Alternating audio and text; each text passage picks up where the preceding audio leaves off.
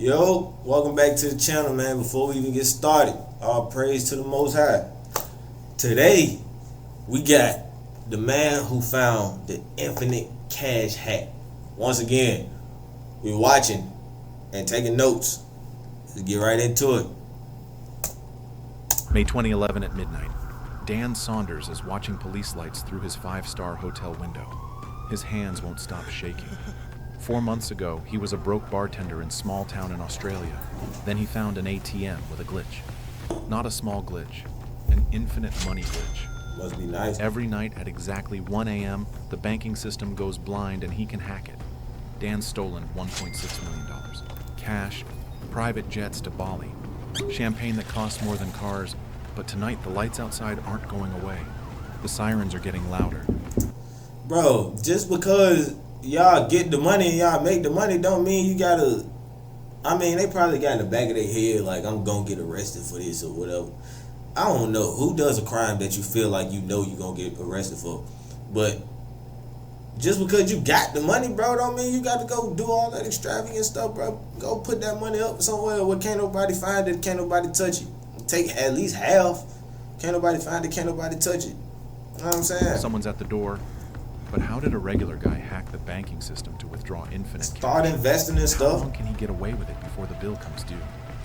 I'm gonna be quiet before they come knocking the door. 4 months earlier, on a warm February night in 2011, Wangaratta, Australia, a quiet country town far from any city lights. Dan Saunders pushes through the pub's sticky door at last call. Like 29, Batman. broke, and invisible to everyone but the bartender waiting for his tip. Like a He's mafia low on gang. cash and a bit tipsy, wandering under flickering street lamps to find an ATM. The clock strikes midnight as he slips in his worn bank card. He's just hoping to pull out enough money for a cab home. Instead, the ATM screen flashes a strange error. Balance unavailable at this time. The screen flickers. For a second, Dan swears he sees his actual balance, $3.42.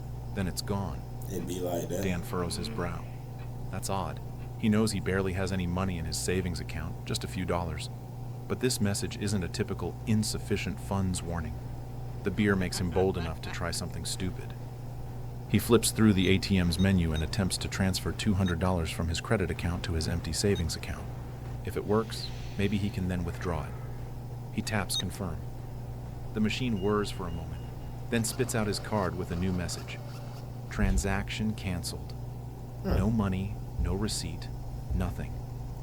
It's past midnight and it looks like the ATM is acting up. Most people would shrug and walk away. Dan almost does. But something about that glitch sticks in his mind. It's Persistence late, is key. he's buzzed, and he has nothing to lose.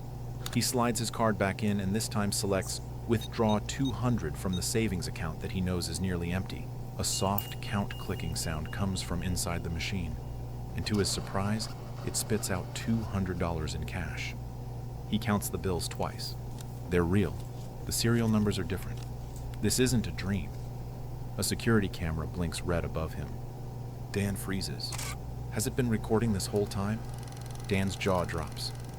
He blinks at the notes in his hand. This shouldn't be possible. But here it is, free money. He glances around the deserted street. No alarms, no security guards tackling him. Just the hum of the ATM and the thump of his heart. Did he just get away with an overdraft? Or is this ATM truly blind to his balance?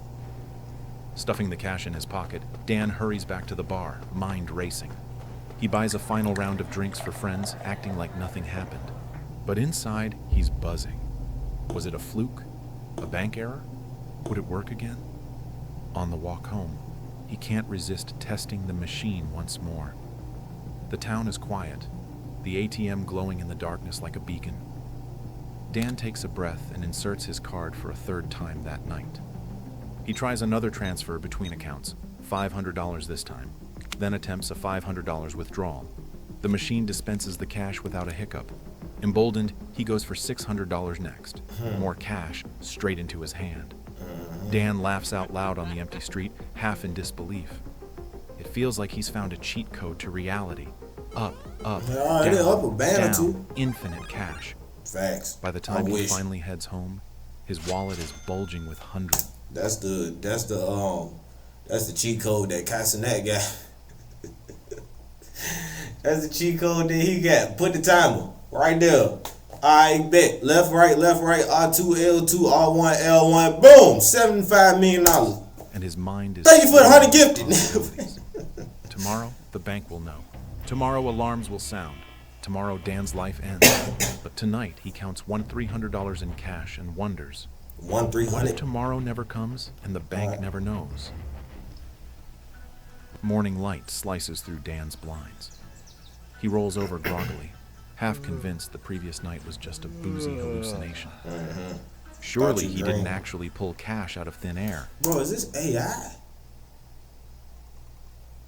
I ain't gonna lie, bro. Like, what? Is it? Hold on. Let me see. It's all right. It's high quality, bro. Look at the floor, dog. Look at the details on the damn floor. I can see the dust in between the floorboard. That's crazy.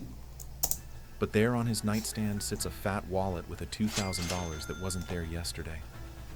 Dan's heart skips. It was real. He didn't dream it.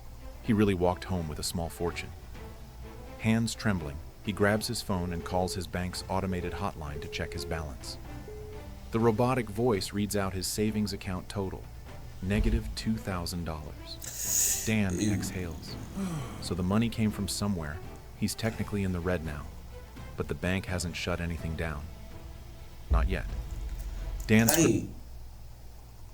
How would that work? I'm not really too familiar with that, but how would that work if your account, say he keep doing that, he run up the bag and then close the account or just never pay attention to it, move to a different country or something like that, and he got all this cash though, how would they get him for that? Scribbles a plan. If the ATM lets him grab cash while it's offline, he can Comment return it with a bogus transfer before anyone notices. Each night, he'll cover the previous day's negative balance with an even larger phantom transfer in that 1 to 3 a.m. window. In theory, he can loop this indefinitely, conjuring money that vanishes and reappears like a yo-yo. It sounds crazy, but last night proved the system can be tricked. Only one way to know for sure: try again. That very night, Dan returns to the same ATM under the stars, heart hammering in his chest. He waits until the stroke of 1 a.m., card in. This time, he's bold. He transfers $4,000 from his credit account to his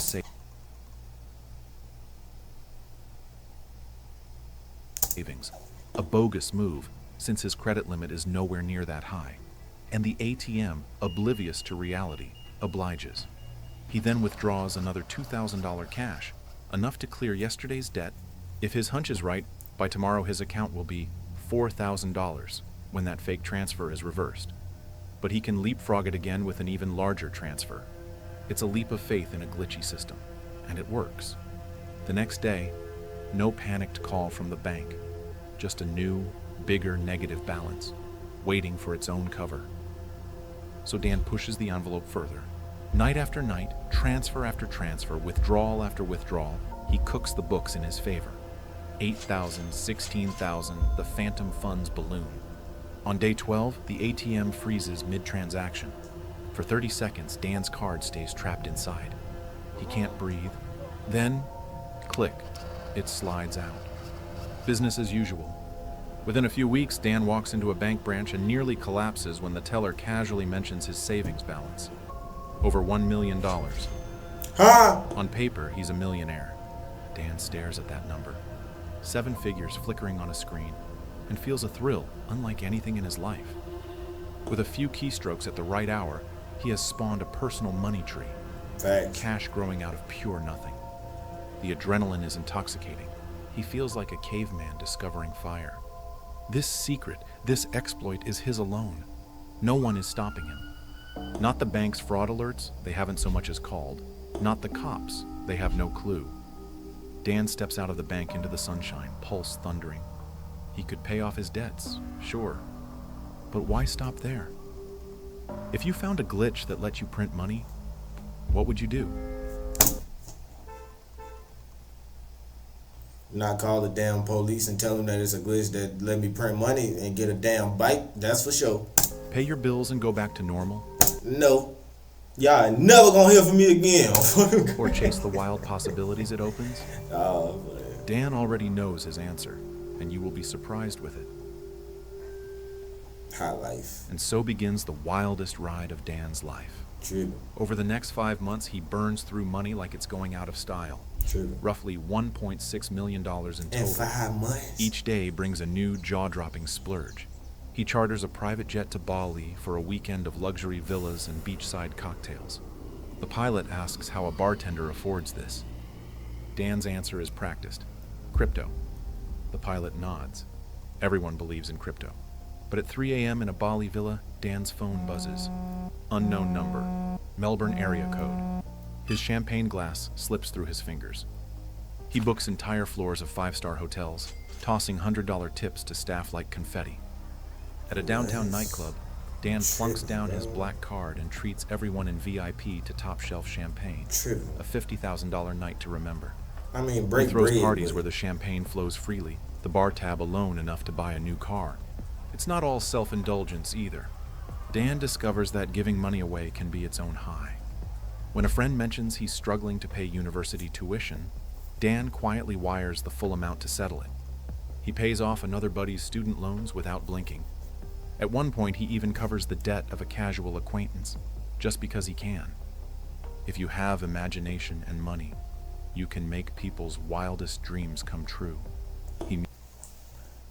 I can't even be mad because he taking care of his people. You know what I'm saying? He taking care of his people and other people that he don't even know. But at the same time, bro, like, you spent $1.6 million in 5 months.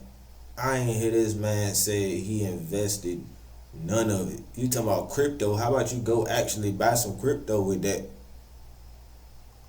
I don't know. Maybe I don't know. Who am I? But anyway, where the hoes at? I ain't heard nothing about no hoes. Get the stunned gratitude around him. For a while, he becomes a local legend. The bartender No hoes. turned secret millionaire who'll pick up the tab and then some.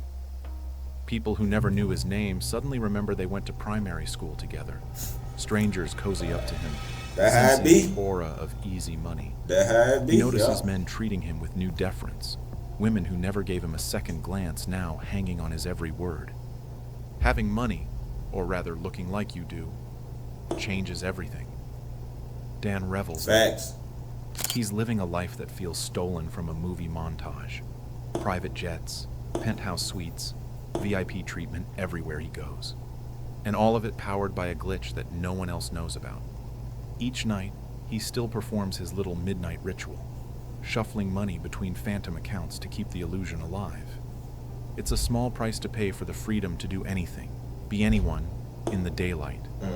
He lies to his family about where the cash came from, concocting stories that he's an investment banker, or in real estate, anything but the truth. Deep down, he knows he's living on borrowed time and borrowed money, but the thrill is too great to stop. Not yet. One night in a swanky Melbourne bar, his close friend Jake grabs Dan's wrist as he reaches for his card. "I know what you're doing." The music stops in Dan's head. The transfers, the midnight ATM runs. "I saw you last week." Dan's mouth goes dry. Don't Jake snitching leans at. closer. "You're going to prison, mate, and I can't watch it happen." He drops Dan's wrist and walks out. Dan orders another bottle, the most expensive one they have. If he ain't In gonna these tell, he moments, real. Dan pushes aside the nagging pit in his stomach. He's addicted to the rush of being the high roller, the hero, the man of the hour. Yet late at night, when the parties die down and he's alone with his thoughts, Dan sometimes feels a shadow creeping in. A silent dread in the back of his mind, like the distant rumble of a coming storm. As spring 2011 wears on, that shadow grows.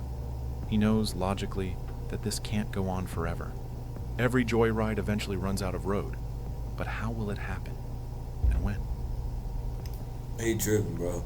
By late spring 2011, Dan's nerves are shot. He tripping. I guarantee if that was me, I'm taking at least half of that. No, damn that. You had 1.6 million.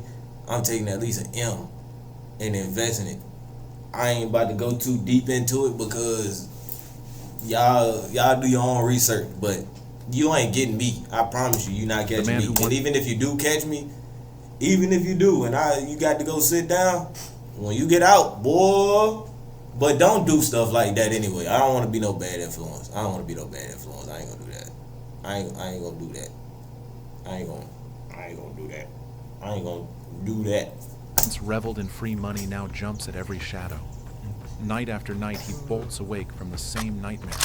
Red and blue lights flashing through his window. Authorities finally come to drag him away. Scary ass. He's developed a constant tremor in his hands. Anxiety attacks hit at random, his heart racing as if trying to escape his chest. Dan develops a ritual. Every morning he Googles his name plus arrest and fraud. Nothing yet, but yet is doing heavy lifting.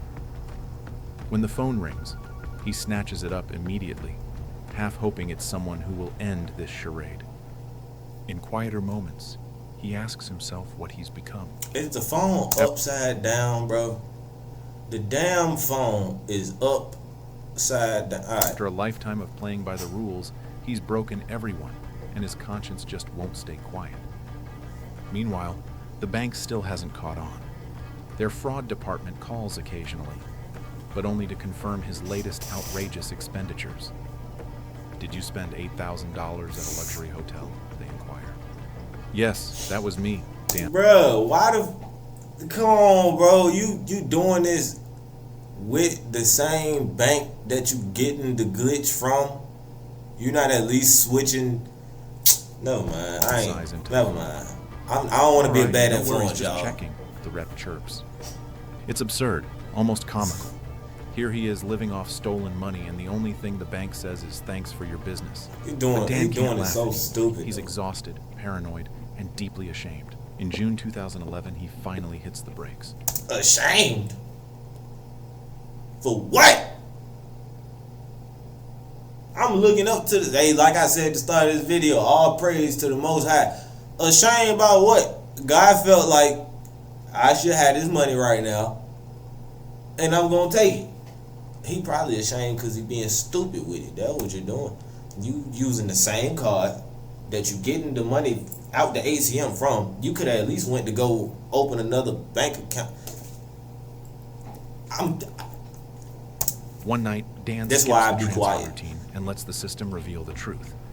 Instantly, his account balance plummets into the negative millions. The entire fantasy laid bare. The next morning, he picks up the phone and calls his bank manager, voice shaking. Should have been closed to offer the remaining cash back. You stupid. The manager cuts him off. Sir, it's a police matter now. We can't discuss this. He's stupid. Dan's heart sinks.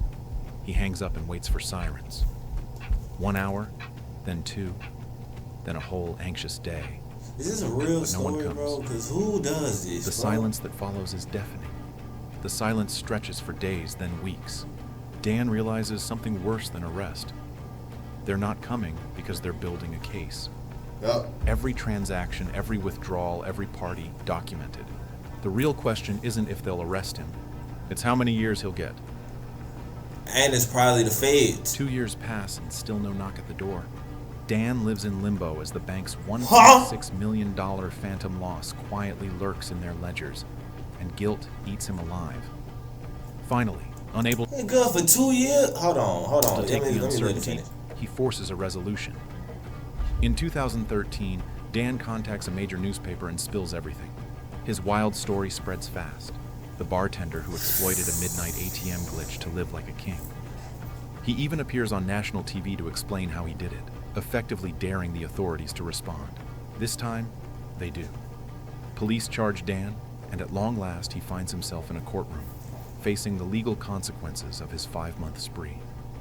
The case proves so unusual that even the judge and prosecutor struggle to grasp the scheme's finer points. The prosecutor struggles to explain the crime to the jury. He stole money that didn't exist. Even the judge asks for clarification twice. Dan almost laughs. They understand it about as well as the bank did. Dan pleads guilty, remorseful and relieved to finally atone. The sentence, 1 year in prison, followed by 18 months of community corrections. He serves his time and when it's over, slips back into ordinary life. The first day back at the bar, a regular recognizes him from the news. "You're that ATM guy." Dan nods, bracing for judgment. The man slides him a 20. "Best tip you'll ever get, from money I actually earned." They both laugh. It feels like absolution. No more luxury suites or easy riches, just an apron, a bar, and $20 an hour. Dan is back where he started, but not the same man. The fever dream of free money taught him a hard truth about himself. He nearly lost sight of who he was. Now, having paid the price, he's determined to never let temptation consume him again. Oh my God, me being a stand-up righteous person is so much more important than me being... Hey, fuck that! I ain't even supposed to be cussing. Shut up. I ain't even supposed to be cussing, bro. Boy, you stupid as shit.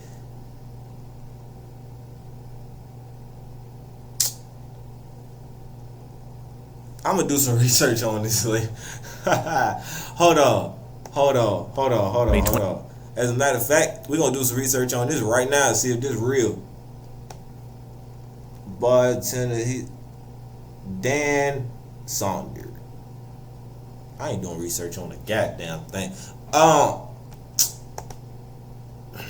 do it. Y'all don't know. Never mind. I'll do it. I'll explain that one day. Y'all get in the comments and ask why I say I won't about to do it. The true story of Dan Saunders, a broke Australian bartender who discovered a glitch with his ATM card that enables him to pull millions of dollars out of the National Australia Bank, and the wild spending spree that's real. Bruh. That's real, bro. That's crazy. You actually got blessed and just did everything wrong, dude. Like, I don't know, man. I don't know. Like I said, I don't want to be no bad influence to the people that watch me. So if something like this happen, do the right thing. Please do the right thing. Don't go further. Don't go break the law, bro. Breaking the law is not cool at all. If you end up coming across $1 million or something like that, call the police and turn it in. You know what I'm saying? Let them give you whatever reward they gonna give you. And yeah, just going back to work the next day and just, you know what I'm saying, take care of you know.